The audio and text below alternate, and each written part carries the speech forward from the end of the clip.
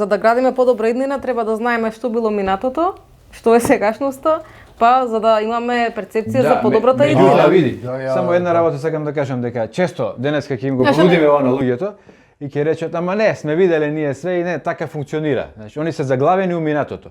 Мора да почнеме да размислуваме ново, значи не е само преживувањето, јадење, пиење, спиење.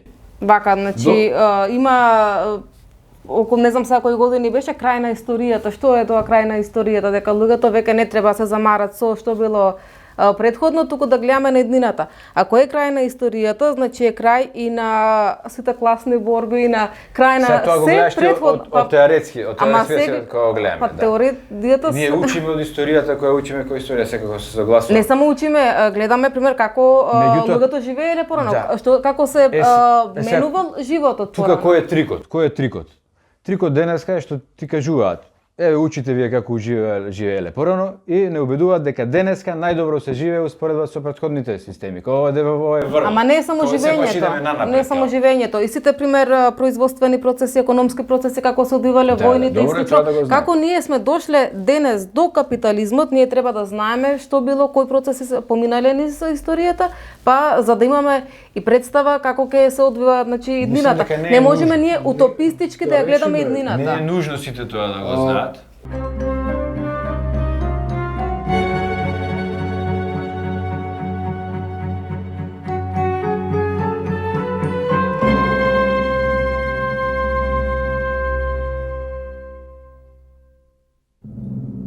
Почитувани гледачи, здраво, јас сум Джейлан Велио, а вие гледате Д програма.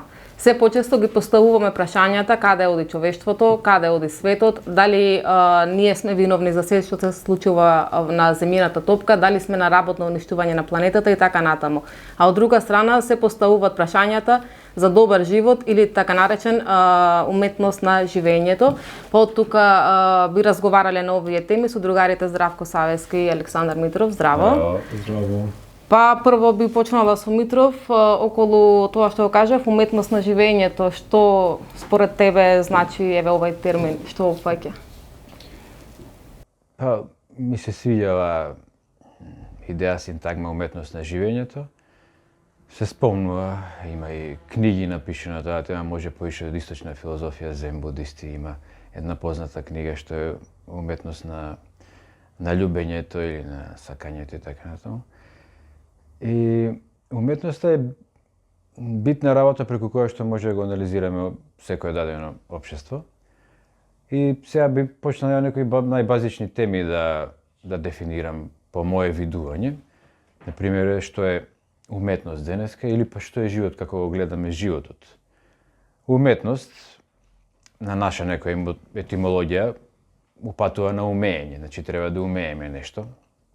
Еден близок јазик што ние тука, а сега се спориме околу тој интересно, па на бугарски уметност кажуваат искуство. А за да човек стекне некоја вештина, треба па да има искуство одредено, треба да проба, за да стане подобар у нешто, треба да пробува. Па на латински доаѓа арт, што се поврзува исто со занает, артезано се други занечи, значи за да владееме како живееме или да покажеме некој умењето уметност, значи треба да ги имаме сите тие елементи. Прво некој искуство, па да стекнеме алатки начини, значи пак занечиски некои вештини и вештина, уствари. Вештина е па од грчки техно, што доаѓа од технологија денеска. Значи сите тие работи ги подразбира уметноста. Сега ние кога ќе кажеме уметност, на прва ни текнува на убави уметности што ги викаат сликање, скулптура или после може филм, музика. Меѓутоа, уметност секоја една работа што ја прави човекот, колку повеќе е фокусиран, колку подобро ја познава е на некој ниво на уметност. Мене као некој пример на прва ми доаѓа луѓе што имаат одредени вештини што ние ги запоставуваме, ги забораваме, ги као така дадени, дури ги потценуваме, например келнер нареден со 5 тањери, колку лесно се движи низ простор без да му падне, ги услужува луѓето, ги прави срекни, а ние тоа гледаме дури као нека потценета работа. Во последно време има и курсеви, како спомнав, угостителство и кулинарство, има колку е тоа некојаш и уметност кулинарството. Меѓутоа, ние често тоа го добиваме како некоја лесно платено задоволство, одиме во ресторан, него ни гледаме уметникот позади што го спрема и тоа го као дадено, всушност и не постои за нас. А плаќаме и силна карта за да гледаме одредени концерти и таму ги цениме, па се чудиме, па вау, иако може и да немаме познавањето, ама е тоа некој спектакл за кој што го перцепираме како уметност. И сега преку ова сакам да кажам дека уметноста секаде у секојдневието ја има. Човекот е уметник од своето постоење и сега често луѓето се заглавени и само јадат, пијат, работат и спијат, да кажем. Тогаш па е уметност на преживување, би го кажале. Не е баш на живење, која е некоја послободна дефиниција мој дал. И сега тука па што е живот, дека збориме дека треба уметност на животот или живењето, и сега па како да го дефинирам живењето? На прва ја би го дефинирал живењето е одлика на, пак ќе речеме, живите суштества. Иако ние знаеме да кажеме дека и одредена теорија може да има живот и одреден предмет има одреден живот, животен век, па после тоа може да биде променет со друг или да се репарира и така натаму.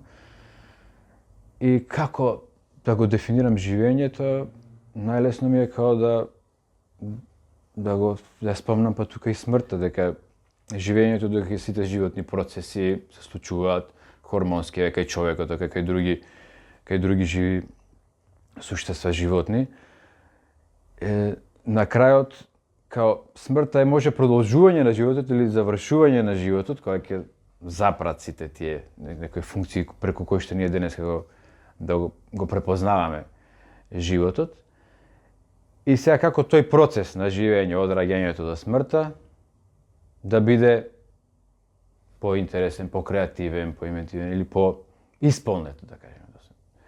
Тоа би било за мене некоја уметност на живење. Дека самиот живот, да кажеме, не е некоја мистерија гледана од страна или живеејќи го, само преживувајќи. Меѓутоа, кога му даваме повеќе внимание на смисла која бараме, веќе влегуваме во уметноста на живењето, според мене. Се ова нека биде дека за почеток. Да, многу важно е да ги прецизираме термините. Прво да објасниме што подразбираме по уметност на живење, а после да го оставиме сето тоа во контекст на капитализмот, колку тој го возможува или спречува живењето, квалитетното живење и уметноста на живење, и после да видиме што социјализмот може да понуди во таа насока. Кога зборуваме за уметноста, тоа во капитализмот е специјализирана активност која вршат специјализирани луѓе, а сите останати луѓе се сведени на неуметници. Значи имаме уметности како сликарство, книжевност, музика, секој што не се занимава со тие активности се смета за неуметник, што е на некој начин дури и навредливо и често за да се избегне навредата не се ни спомнува дека де факто ги третираат као неуметници. Уметноста може уметноста да биде книжевност, сликарство, поезија, значи може, но секоја, као што кажа и ти со примерот на келнерот кој вешто успева да балансира во гужвите и да му ја донесе пијачката на секого, секоја активност може да биде издигната на толку високо ниво, што за неа можеме да кажеме дека е и уметност.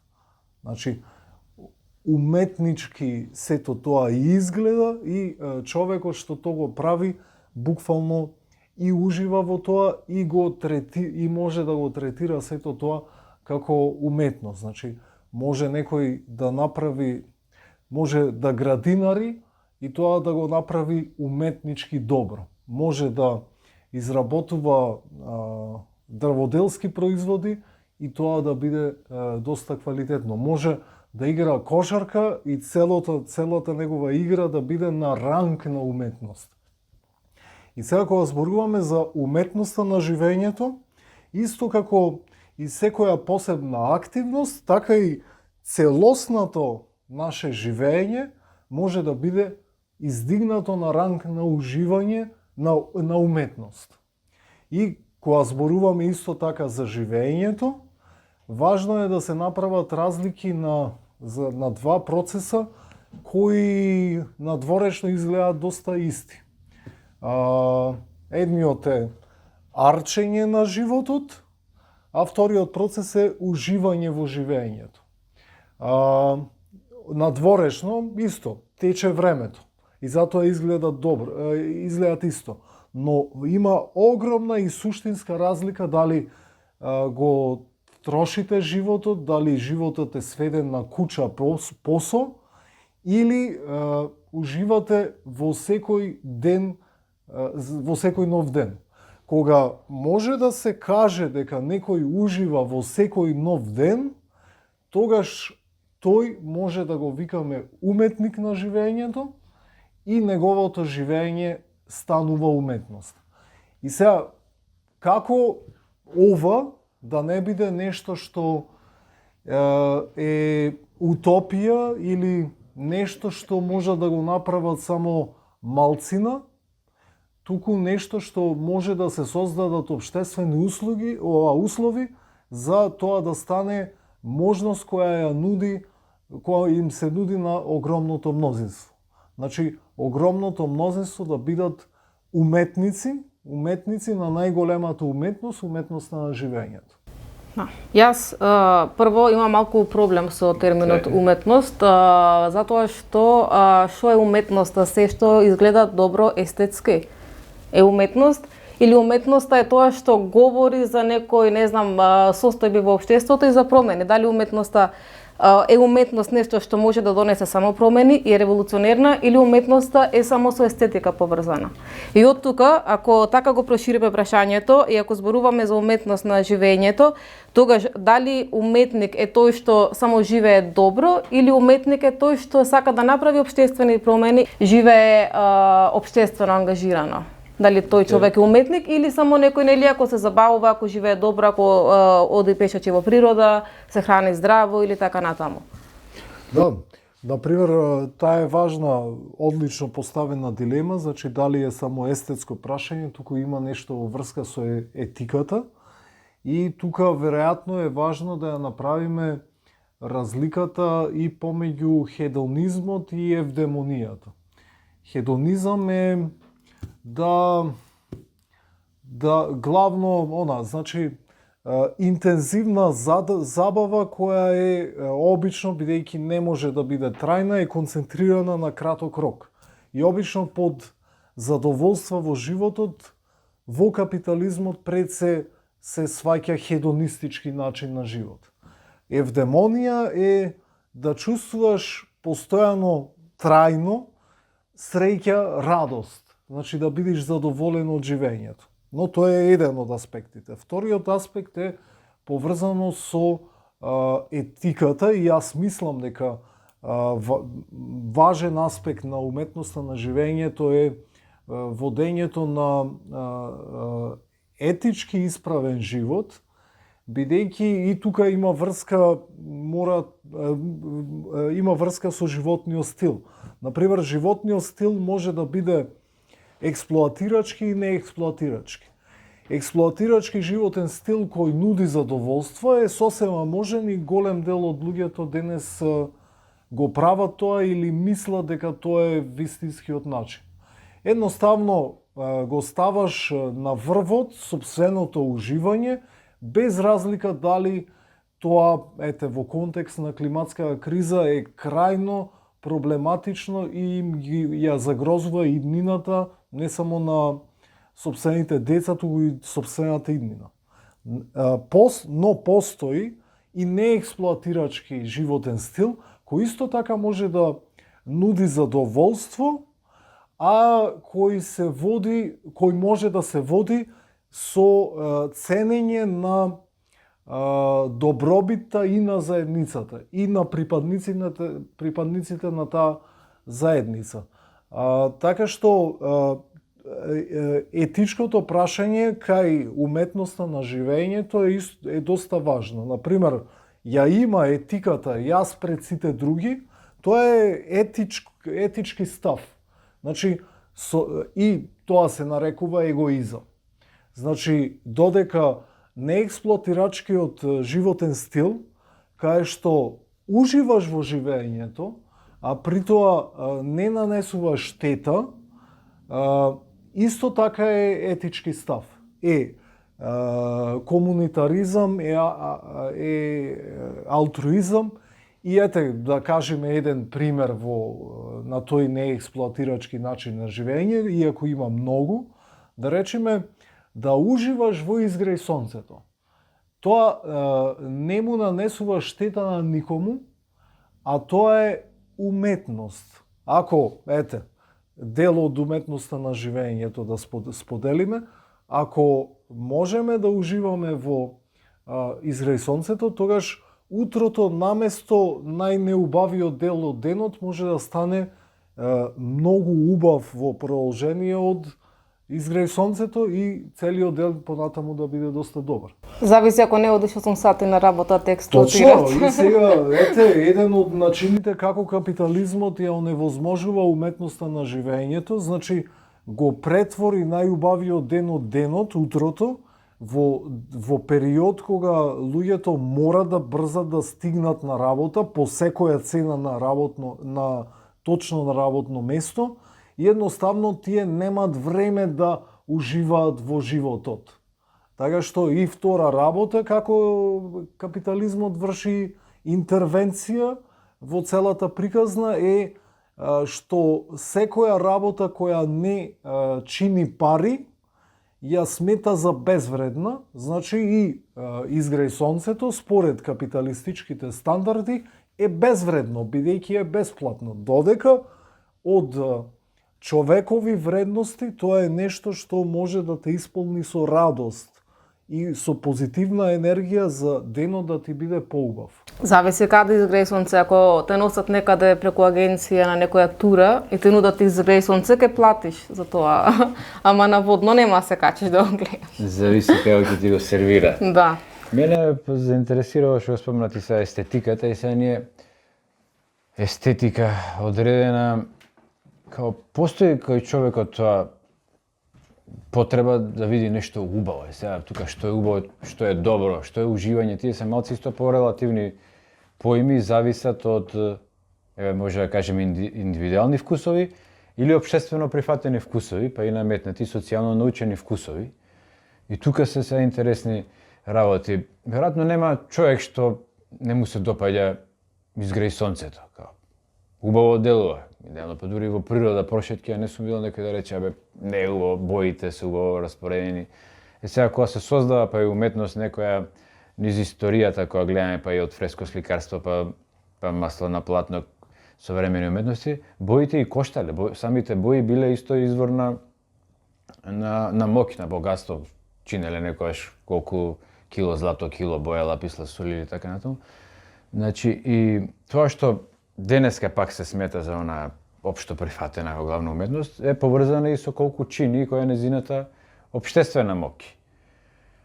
И сега тоа кога ќе го споредиме со уметноста на живењето, може да биде една скитничка уметност, скитникот на Чарли како се на Чарли Чаплин, иако за тоа една филмографија стои против тоа, или пак покажува некој контрапункт, контраидеја во уметноста, дека и тоа може да биде нешто што е као во однос на класа, на естетика подолно и од кај прљавите доаѓа, од кај неуредените, исто може да носи и да му дава на човештвото и естетика, и етика, слободарски дух, значи може да го како се вика, да го еманципира општеството, иако нешто се случува на улица, например, скитник кој што не му е интересно општеството, веќе ништо не го засега, може да пее најубаво све тука, е моментот, живее тука, дури не го интересира ни публика, он сака нешто да дава.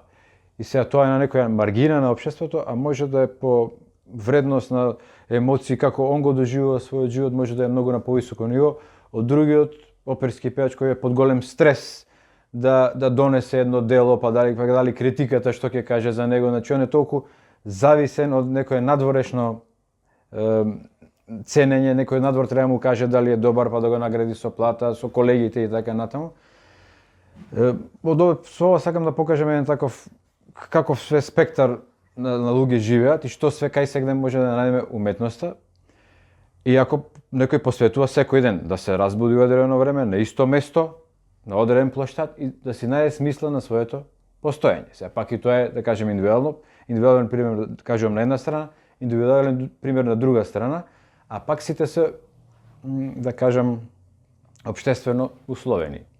За еден реномиран уметник, општествено прифатен, пак треба да постои заедница која ќе го прифаќа, тој треба да се осеќа дел од нејзе, или за еден уметник скитник, исто треба да постојат одредени предуслови кои што него ќе го наречат скитник или маргиналец на општеството и така натаму. Сега, која визија ние ја нудиме натаму, што кажа здраве, или ти спомна дека притисокот од 8 часовно работно време или некаде е повеќе и тие задачи што мора да се исполнат таму за да се заработи одредена плата, за да се преку тоа заработи општествен углед преку парите што ќе се добијат. Екзистенција пред се. После тоа екзистенција, углед, пак е мог дека екзистенција, веќе мислам дека има услови човек да екзистира и без да работи у големи градови. На маргините, знаеш. Ќе земе храна од некој, ќе позајми, ќе опстои. Тоа е преживување. Ама он сака некоја индивидуална слобода, он да реши како ќе ги троши неговите пари, да има своји пари, да има некоја индивидуална слобода. Не е баш така, затоа што има бездомни лица што не работат ништо и така живеат, ама не е тоа окей начин на живот и да треба да се позајмува за храна. И тука има предрасуда, дали е тоа окей или не е окей. Па не е окей. Ние генерално сите мислиме дека е недостоинствено, а за некој може да биде тоа избор. Не е така. Избор викаме дека е само за да се оттргнеме од одговорноста што ја имаме ние свесните, да кажам, луѓе и можностите што ги имаме за да ги тргнеме. Например, зашто не му даваш на некој човек да избере дека не сака да влезе во системов и ќе избере збориме се теоретски. Теоретски не мора да биде. Има например значи, бездомништвото обично се луѓе кои се потиснати на маргините, кои нема друг избор освен така да живеат. Но има луѓе кои избираат да не бидат дел од матрицата на наемно робство и избираат да имаат помалку пари, но да имаат поголема слобода. И сега, то може би во земји како Македонија е помалце застапен пример, но тие се на запад почести луѓе и тие обично го отфрлаат она што луѓето кај нас денес го земаат зададено, нешто што е непроменливо, а тоа е наемното робство. Значи, си морал да влегуваш во наемно робство и да бидиш да те мели таа работа и секој ден еден по друг да биде ист како претходниот и да го живееш сивилото на капитализмот. Тие избираат, значи, нивната логика е поважно мене ми е слободното време, животот, наспроти парите и сите оние работи кои доаѓаат со пари. Така што тие не мислам дека тој начин е решението, бидејќи е индивидуален одговор, но мора малку да тргнеме од тие вообичаени представи дека единствено надвор од системот на наемно робство се луѓе кои сакаат да се вработат, но не може да се вработат. Има и луѓе кои свесно избираат по цена на помал животен стандард да имаат поголема слобода и поголем квалитет на живот. Добро, тоа се сите луѓе што сквотират пример по другиве земји. Тука немаме такви примери, јасно. Ама таму пример во сквотовите и слично, тоа се веќе цели општества нивни, нели, со Некој го свој почнал тоа правил, општество, точно. некој почнале група 20-тројца или може еден почнал. Јасно, ама тоа што вика Здравко, пак тоа останува во некои затворени рамки и многу, пример, ти треба да влезеш таму за да станеш дел од тоа, а надворешен импакт многу не се случува. Ама и ние исто влагаме у капитализмот. И за тоа Па сме не, дел во од тоа. капитализмот се раѓаш, Се мислам раѓаме, нема. добро, ама пак има одреден момент кога се несвесно ние прифаќаме све што ни кажале родители, школство и продолжуваме по тој пат. Ама во одреден момент луѓе кои што се освестуваат, после свесно остануваат у таа Јасно, приказна, да. дека свесно остануваме у тој процес. Свесно бираме да останеме у тој процес. Сега ги гледаме ние овие социјални мрежи кои што исто нудат многу естетика, многу као уметност, као сега имаш како се вика вештачка интелигенција која ти дава уметност, значи ги комбинира боите и даваш насока, таа ги завршува работите што претходно некој уметник ги правел. Немаш потреба да умееш веќе. Меѓутоа све тоа сепак се прецепира како уметност денеска. Многу посебно се прават настани на Facebook, на Instagram, па да дизајнираш еден постер, да дизајнираш настан со кавер, како се вика тоа, кавер фотографија.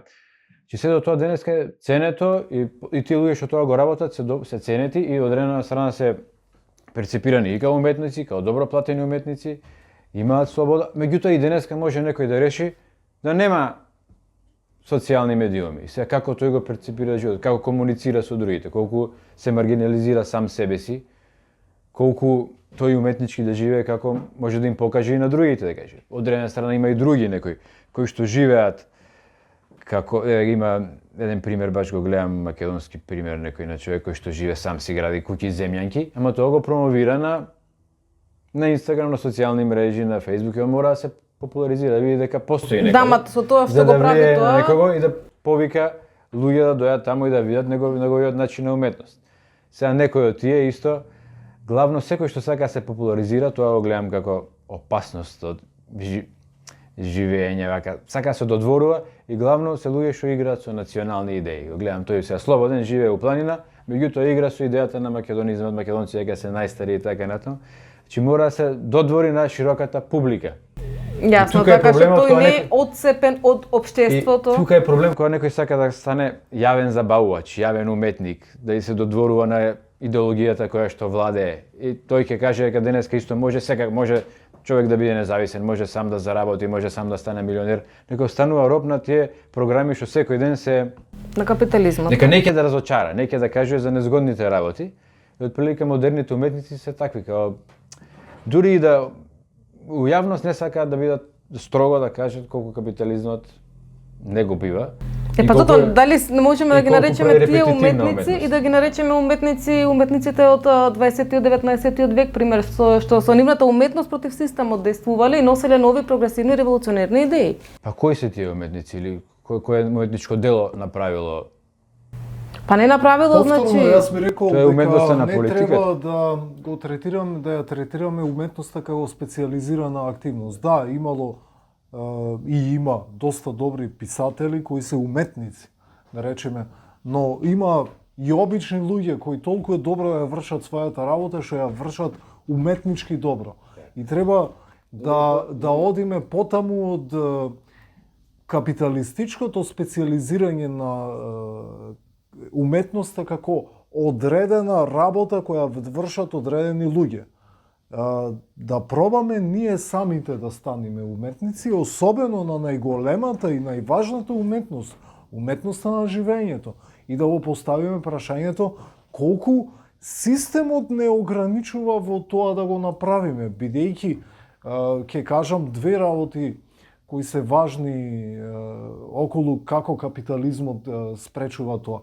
Кога зборуваме за уметноста, значи за врвната умешност на вршењето на работите, ние од друга страна зборуваме за луѓе кои се повеќе и повеќе стануваат неспособни да вршат цел спектар на секојдневни активности и знаат да вршат само една работа за која се платени. И одеднаш тие стануваат еднодимензионални луѓе, осакатени личности, кои се способни да постојат само како запчаници Во системот. Да. Да. Така што самиот систем на таа поделба на трудот што ја наметнува ги осакатува луѓето. И втората работа како сека, ете, поимот цивило во контекст на системите обично се поврзува со социјализмот. Да. Ама ајде да видиме колку е сив капитализмот. Секој човек денес во Македонија и во светот може да го почувствува на своја кожа колку му е сив животот. И сега тој систем го наметнува капитализмот, бидејќи ако вие 8 сати работите и подолго, ако треба да одите пола сат или сат време на работа и да се вратите и да се подготвувате за работа, шминкање, особено на удар се жените, одеднаш не ви останува доволно време. Ако сте изолирани во сопствениот дом пред екранот телевизиски или компјутерски и само кликате и се досадувате, тоа е тешко сивило и тоа тешко сивило е наметнато од капитализмот. Ајде да го скратиме работното време, минимум на пола, да имаме повеќе слободно време и да имаме желба и начини како квалитетно тоа да го направиме. Не мора нормално, секој може, не мора секој да биде уметник во една сфера.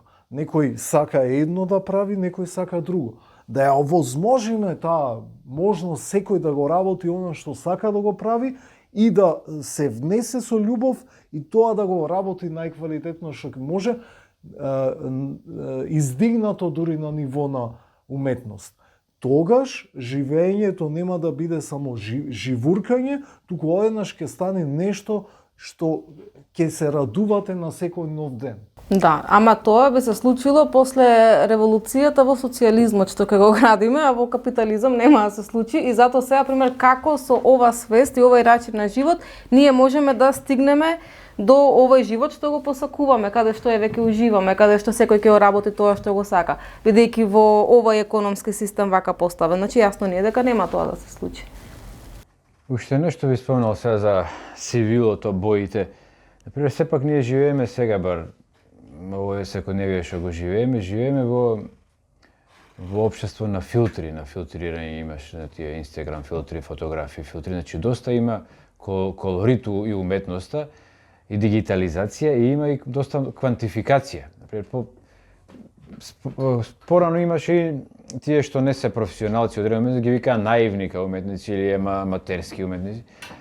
Меѓутоа и се и тие аматерски уметници, сите што прават, се тоа го квантифицираат, има многу статистика. Колку е некој успешен у нешто, колку има следбеници, колку некој тоа го валоризира од другата страна, го квантифицира, колку чини сепак тоа, за колку може да го продае тоа што го создал и на крајот на краиштата кога ќе гледате па дури и од бивши југословенски времења и секојаш репер кој колку плочи продал. Значи се квантифицира така и тоа продолжува во капитализмот со дигитализација, со истражувања сега што не преслушкуваат и све тоа, толку све се квантифицира и станува математички бројки станува, да се вади животот од тоа, све веќе технологизирано е. Пластично што ви вештачка рекла. интелигенција што ги рече. Сега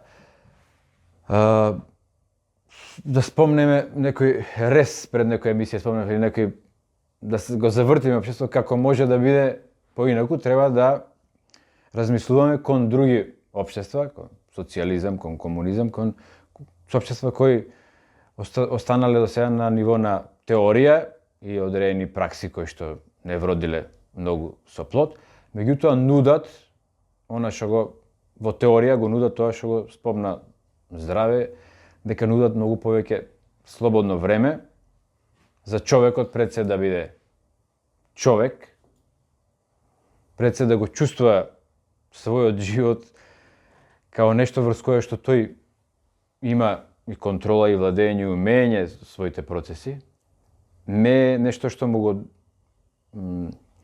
должи на општеството, значи неговиот живот пораѓање не е долг, па да мора да работи за да го обезбеди својот живот, него дури тогаш животот ќе биде право на живот. Јас се раѓам, имам право на живот, како што често ние уметност на живење учиме од животинчиња. Толку луѓето денеска сакаат животинчиња да ги потсеќаат дека тие се радуваат за ништо, а ние бараме, нас ни треба причини за да бидеме радосни да го живееме животот и гледаме дека тие се поголеми уметници на животот од нас и затоа денеска луѓе често се мразат меѓу себе, а ги сакаат како животинчиња, не им веруваат на другите луѓе, а не им веруваат дека потсеќаат колку се оттуѓиле од обичните потреби, потреба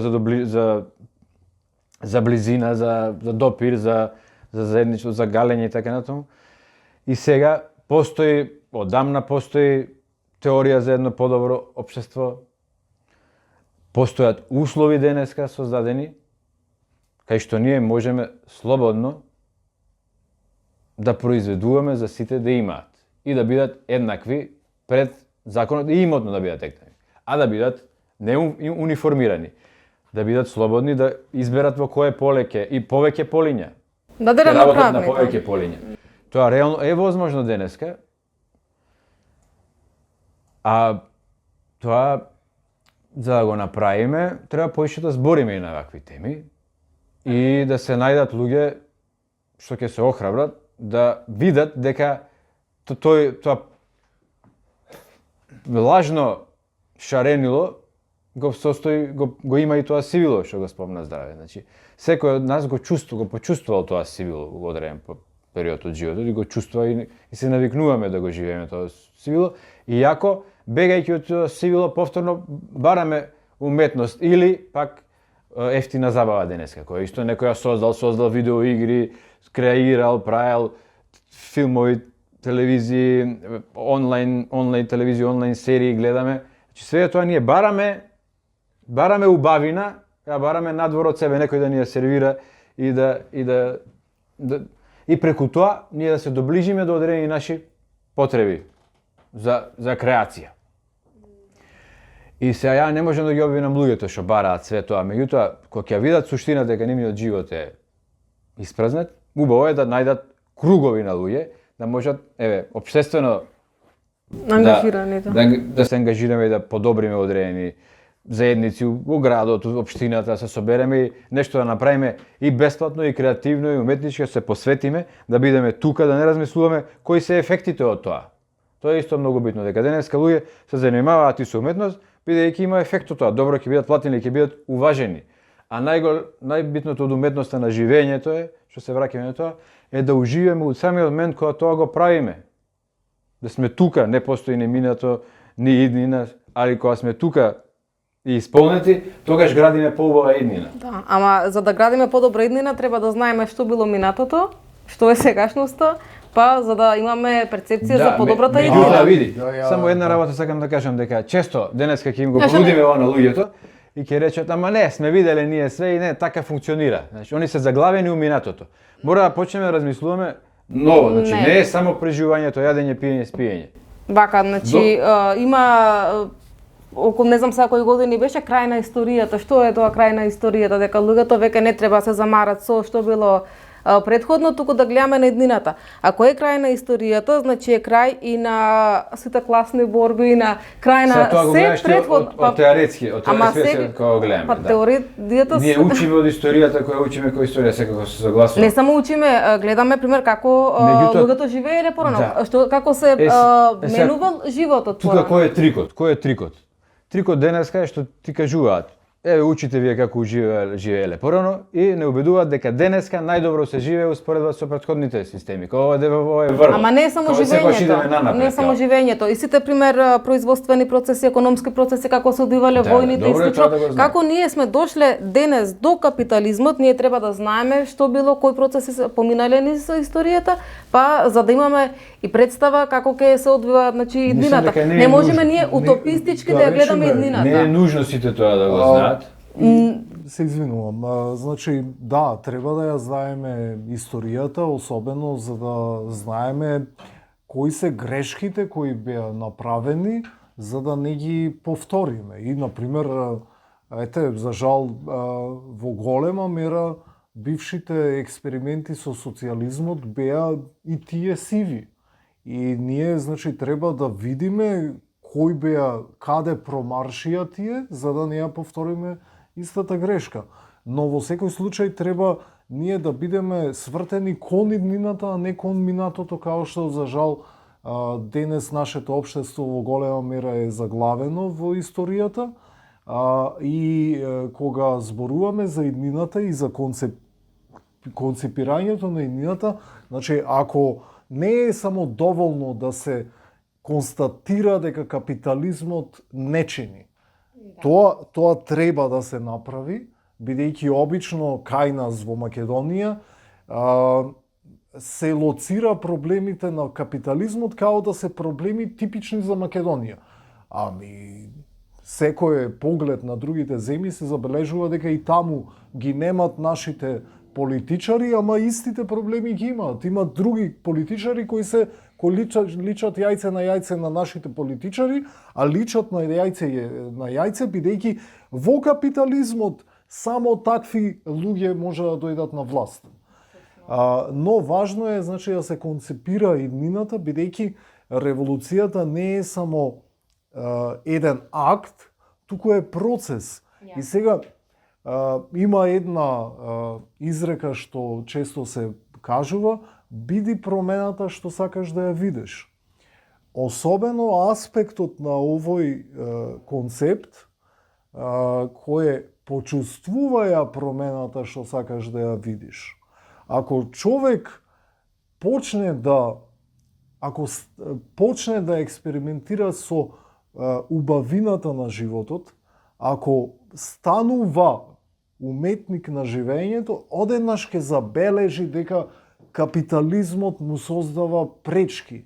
И одеднаш, например, многу е важно да овој систем, кој себе си се рекламира дека бил слободарски систем, фактички се темели на наемно робство. Голем дел од нашиот ден и од нашите животи ние сме во наемно робство. И сега како тоа капитализмот кој е систем кој се темели на наемно робство си врши маркетинг дека бил систем на слободата, и тоа лесно му поминува. Лесно му поминува бидејќи луѓето научија да го прифаќаат своето наемно робство здраво за готово. Ако не го прифатиш тоа што еднаш ќе сватиш дека можеш да се ослободиш и можеш да го живееш животот поинаку. И, например, тоа експериментирање со подобрувањето на квалитетот на живењето го можеме да го имаме дури во денешното општество, во нашето слободно време, онолку колку што ни останува после одморањето, да речеме. Да се проба да се прават работи кои се сакаат. И да се прават тие не избрзано колку да се направат, туку да се проба да се ужива во нив. Кога ќе се почувствуваат промените кои сакаш да ги видиш, одеднаш стануваш антикапиталистички активист. Стануваш свесен за своето робство и сакаш да бидеш слободен. Да, мислам многу бавно така би се одвивало. Сите, ако очекуваме секој човек сам да свати нешто да преземи, затоа мора, пример, да постојат организирани облици на действување за да дојде до промена. Инаку, само ако сваќаме. Па види, сега што ми текна. Може начин на регрутирање е било денеска. Луѓето имаат потреба да прават нешто, се разбира, за да се релаксираат од тешкиот наемен труд. Јасно. И се бараат курсови у слободно време, плаќаат курсови за танцување, за готвење, и сега ние може да им понудиме еден курс за убаво живење, поише увеќе се претплатат, ќе дојдат, ќе оплатат и ќе го ценат, да кажем. Курс за убаво живење, курс за антикапиталистичко живење, може и така да се понуди. Сега една од работите како може денеска се понуди е и така, бидејќи така гледаат луѓето. Луѓето дека некој друг треба да ја почне промената. И тоа го гледаме дека е така, дека сакаат да видат пример профункционирало на друго место. А дека не Па и тоа е немањето на храброст да пробаш нешто сам, што преска го спомна дека луѓето немаат храброст нешто. Значи ти ако чекаш постојано од некој друг и тоа е проблем. Значи после се создава мислењето на дека некој треба да не води, треба авторитет, треба ово, значи се поврзува. Тоа е ова за кое зборуваме. Подразбира ризик, подразбира да пробаш нешто што не си пробал. Точно, и во крајна линија кога се пробува, она е проба, се експериментира. Например, се внесува некоја промена, не одговара, се враќаш назад. Така што е страшно да се проба? Да се проба да се излезе од матрицата и да се однесуваме поинаку. А е важно за социјалистичките активисти оваа тема да се разработува, бидејќи на одредена историска точка се почна да се сведува во врска борбата да се сведува на борба за повеќе повисока плата, тоест за повисок животен стандард. И сето тоа оди доста на капиталистичката матрица, бидејќи целата капиталистичка матрица вика треба да имаш повеќе пари, ако имаш повеќе пари, тоа значи дека ќе имаш подобар живот. Среќата со пари се купува. И, например, главната цел не е повисок животен стандард, туку повисок квалитет на животот. А некој може да има многу висок животен стандард, да заработува многу пари и да нема време да ги потроши тие пари и неговиот живот да биде катастрофален и неговиот квалитет на животот да биде нула. Така што повисок животен стандард е средство кое треба да води до повисок квалитет на животот и главната цел треба да биде квалитет на животот, а не да се представува на капиталистички начин дека главната цел треба да биде повисок животен стандард. До животниот стил е. Животниот стил треба да создаде квалитет на живот. Повисок животен стандард на конзумеристички начин на живот што го наметнува капитализмот едноставно не води до повисок квалитет на животот. Едноставно таа капиталистичка матрица на рмбај и троши, кај што рамбањето се зема здраво за готово како непроменлив факт и целата среќа се бара во трошењето, нуди само кратки задоволувања, а не задоволство. Задоволството е континуиран процес, а задоволувањето е изолиран чин. Секој конзумерист го има видено. Ке купат нов производ и одреден период ќе бидат среќни со него и после пак ќе им создадат незадоволство и пак ќе бидат незадоволни. Сега би го прецизирал ова што го споминеш, за да го направиме малце посовремено денес да го гледаме, не би го рекол ја рмба и троши, него робува и троши, дека не рмбаат многу часови, али одредено време го даваат као најмен роб, таму се пробови, Па да и кажеш. многу часови, зашто? Некојаш и не е многу часови, одредени струки има, значи има одредени струки кои што и не работат. Ама генерално по 8 сати али мора се тоа работи. што му е кажано, мора да го заврши. И тоа пак кај човекот создава дека он зависи од тоа, дека тоа ако не биде нема ништо друго да постои. Значи баш попрецизно според мене би дошло робувај и после ослободи се и троши. И Ангажирано време. тоа време мора да го продаеш да. за да Точно, го да. заслужиш другиот дел од животот. Јасно, да. Али пробувањето пак ќе се врати на тоа. Мора да има страф од неуспех кај луѓето денеска. Затоа многу луѓе гледаат дека општеството не иде кај што треба, меѓутоа се резигнирани и стојат така дека им е страф ако се проба нешто друго па да не успее. Исто многу е наметнат кај нас во општеството стравот од неуспех општо. Дека Да. мора да се прави све што се прави да се прави успешно. Неуспехот е најлоша работа, дури па и некојаш и у социјалистички кругови се разочаруваат луѓе ако имало мал протест или мал одзив низ годиниве, се разочаруваат луѓе, сакаат луѓето успех.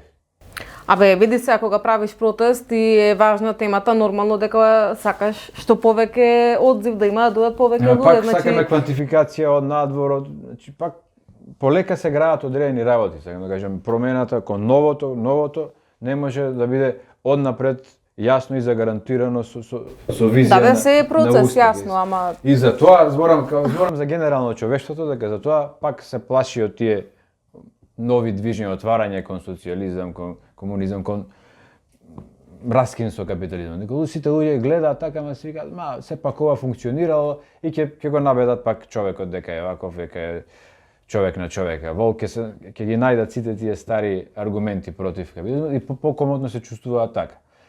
И сега, јас сепак го гледам некако од денешен свет, повеќе го гледам како индивидуални примери или примери на мали групи кои што ќе бидат храбри и ќе поведат, ќе инспирираат.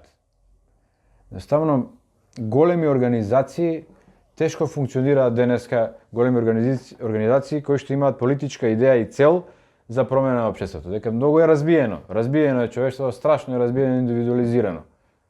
Секој од дома работа, тие најпрогресивните, најинтелигентни луѓе, од дома работа, да кажем, најинтелигентните. Тие што работат доста со другите исто најмен работник, гледа само поголема плата да добие и преку тоа чувствува дека има поголема општествена моќ. Мислам дека пред 30 на години поврзани беа. Не би рекол разликата мали групи, големи групи, туку некако разликата би ја направил помеѓу социјалистички кругови кои зема здраво за готови некои постулати на капиталистичката пропаганда и оние што сакат да ја извлечат работата подалеку, отаде, од другата страна на капитализмот. Значи, земање здраво за готово на капиталистички постулати е затворање на цела борба на темата повисок животен стандард, тоест повисоки плати и толку. Значи, и се што е тема квалитет на живење, одеднаш дури се лепи лепенка за чудо дека баш е то либерално. Некои либерални измислици дека се тоа квалитет на живење, на животот ваму таму. И одеднаш се затворат сите алтернативи кон поинакво живење, а ова е една од најважните теми, бидејќи баш постулат на силата на капитализмот е тоа што ги освои умовите и срцата на дури на сопствените и експлоатирани луѓе, а ги освои умовите и срцата бидејќи има сопствена визија за што представува добар живот. И визијата за добар живот на капитализмот е збогати се, ќе имаш многу пари и тоа ќе ти даде добар живот. И луѓето, тоа под влијание на капиталистичката пропаганда, се стремат да имаат повеќе пари као начин за да остварат добар живот.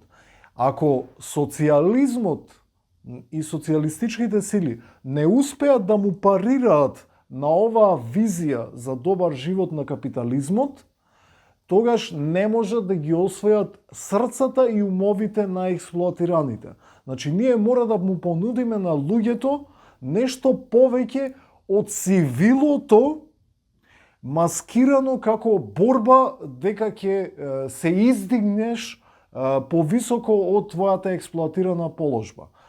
И да го кажеме тоа, исто така, наспроти пропагандата. Општествената мобилност во капитализмот е многу мала. Општествена мобилност значи дека од низок слој ќе преминеш во висока класа. Тоа многу ретко се случува, тоа се исклучоци и тие исклучоци само ги служат за рекламирање на дека системот функционира. Не функционира системот. Ако сте се родиле сиромашни, ќе многу веројатно вие евентуално малку ќе се подигнете на општественото скалило, но нема да стигнете на врвот наспроти пропагандата. Јасно, да. Врвот е многу далеко, меѓутоа има примери као на модерни високоплатени робови спортисти, таму кои што од гета излагаат од најсиромашни и се као пример за таму дека може да се стигне да станеш милионер. Меѓутоа тие играат у клубови кај што газдите се баснословни суми има, да може да ги замислиме колкави суми има. Во капитализмот можеш да бидеш роб иако си високо платен. Тоаш ќе бидеш високо платен на роб. И сега ние што да понудиме од тие постулати, он ќе ги каже, ние да речеме ослободи се, гледај на луѓето како другари, гледај на животот како уметност. Тоа може да понуди новото општество, така. Да, дефинитивно. И тука во однос на градењето на визијата за добар живот на социјализмот е клучно не само да се освести експлоатираниот човек дека не е слободен, дека е роб, дека робува го сека 8 сати во денот, нема сопствена волја. Тоа што тој го прави му е наметнато од страна на газата. Но и да знае што каков би бил животот што би бил поинаков ако се ослободиме. И тука би значело? Значи, да имаме повеќе слободно време и поинаку да го вреднуваме богатството, бидејќи и самиот термин богатство е контаминиран од капитализмот и богат човек во услови на капитализам се подразбира дека тој има многу пари и многу ствари. Но има нешто што Маркс го нарекува богат како човек. Тој може да има многу пари и многу ствари, ама да е сиромашен како човек.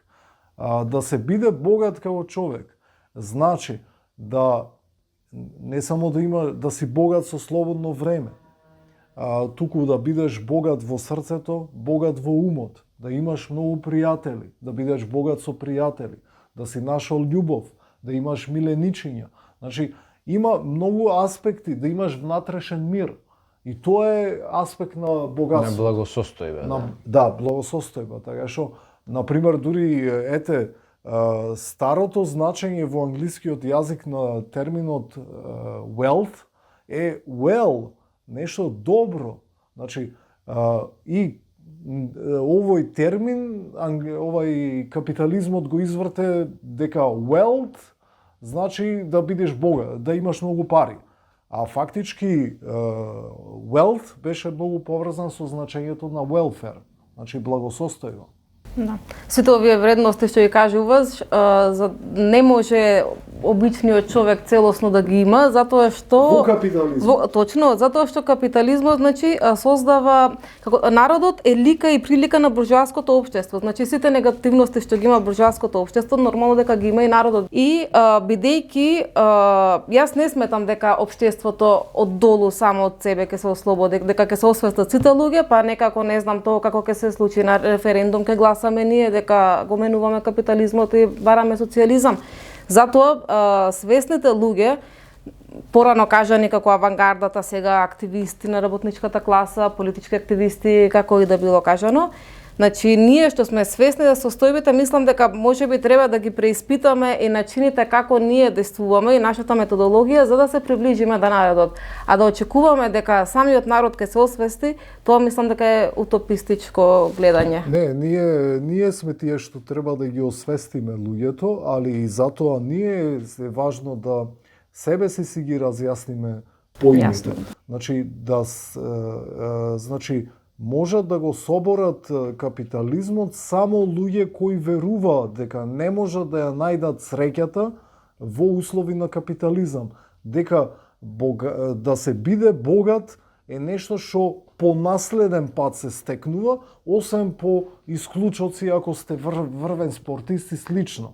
Да се освестат дека се робови. Например, под влијание на капиталистичката пропаганда, луѓето себе си, значи наемните робови себе си не се гледаат како робови. Јасно. Така што тие мислат дека се слободни ако ги наведат во слободното време да трошат исти производи, кои во принцип се во добар дел непотрепштини, значи нешто што не им треба.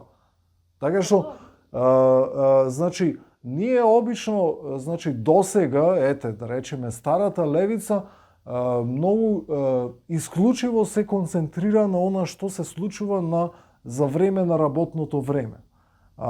Додека луѓето едноставно им тежи, на работниците им тежи подсвесно дури статусот на подчинетост за време на работното време и неќа да го мислат тоа. И сакаат да се концентрираат на слободното време. И тука капиталистичките сили имат монопол.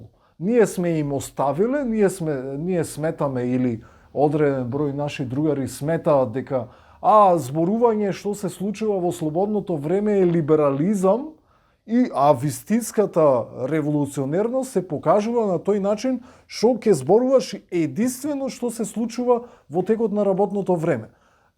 И му кажуваш ова на луѓе кои не ќе да слушнат колку се поробени за време на работното време. И не ја тематизираме дури ниту тоа околу слободното време. Колку слободното време е на вистина слободно време или е контролирано.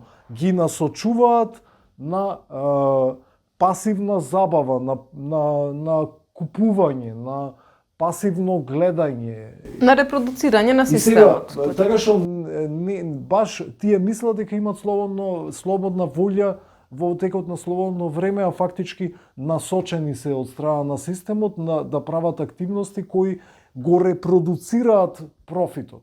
Мислам дека има и тука еден друг комплекс, еден друг страф. Например, спомнавме страф од пробување нови работи, страф од неуспех, така натаму. Има и еден страф дека луѓето па и не сакаат да имаат слободно време, дека у слободното време може да им текне колку им е мизерен живот, одведен живот. И затоа у слободното време се взимаат секакви супстанции за да не ти пречи тежината на животот. И затоа или ефтина забава што им ја сервира капитализмот, како што рековме, дали социјални мрежи, ќе листаш филмови, ќе гледаш, некој ќе ти среди, ќе ти спакува што можеш да сега за да правиш промена и од некој, ако условно речено ние ќе кажеме дека сме посвесни, сме се посветиле повеќе на размислување на темата на промена на системот, на револуција, и ние ако земеме одговорност и сакаме да охрабриме мнозинство на луѓе, ние мора и да ги сватиме, некако да ги разбереме и да видиме како. Точно. Значи сега мора да се прифати дека стравот е голем фактор кај сите. Да, стравот е голем фактор, едноставно не сака он да признае дека најголем дел од својот живот го поминал у неубави услови кои што пробувал да ги замаскира со одредени работи. И затоа не сакаат луѓе слободно време, подобро баш сакаат да се експлоатира, да се измучат до смрт, работат со поише, создаваат нешто материјал, ќе остават за деца, ќе направат некои куќи ваму таму и со тоа ќе си имаат смисла на живењето, ќе си го оправдаат пред себе нивниот труд, нивните мачење, нели? Да, и од друга страна, а тоа па и системот ќе рече да, тоа е прав домакин, тоа е прав човек, он се трудел цел живот, жртвувал све, го одржал системот од една страна, од друга страна направил за семејството. Значи тоа двете вредности спомнати, и државата и семејството. Ги исполнил во таму. И сега ти на тој човек да му кажеш, абе ти беше ли среќен да го прашаш?